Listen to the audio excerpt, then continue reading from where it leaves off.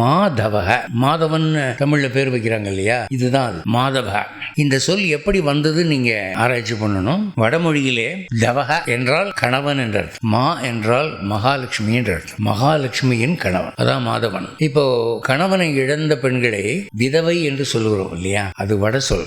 தவ என்றால் கணவன், பி என்றால் இல்லைன்னு அர்த்தம். வி தவை, கணவன் இல்லாதவள் அப்படின்னு அர்த்தம். இதை பொருள் உணர்ந்து இந்த மொழியிலே இந்த சொல் அமைந்திருக்கிறது. ஆனா இங்கிலீஷ்ல கொலை பண்ணிட்டான். என்ன கொலை பண்ணிட்டான்னா, ஒரு ஆம்பளைக்கு மனைவி இறந்து போனா ஹீஸ் எ விடோயர் அப்படிங்கிறான். விடோங்கிற வார்த்தை பொம்பளைக்கு பொருந்தது, ஏன்னா கணவனை இழந்தவன்.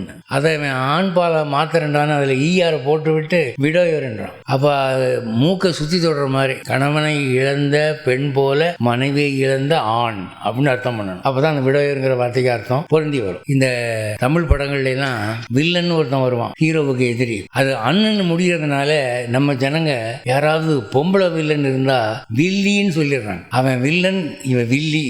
ஏன்னா அன் விகுதியை ஈ விகுதி போட்டு பெண்பாலா மாத்துறாங்க. ஆனா இங்க மாதவ அப்படின்னா மகாலட்சுமியின் கணவன் என்று பொருள். நீ அகோபலத்துக்கு போனீங்கன்னா அங்க இருக்கிற உற்சவ நரசிங்க பெருமாளுக்கு மா லோலன்னு பேர் உண்டு. மானா மகாலட்சுமி, லோலன்னா பிரியமுள்ளவன். லோல் என்பது அன்பை காட்டும், தவ என்பது மேரிட்டல் ஸ்டேட்டஸை காட்டும், மாதவ என்பது மகாலட்சுமியின் கணவன் என்பதை குறிக்கும்.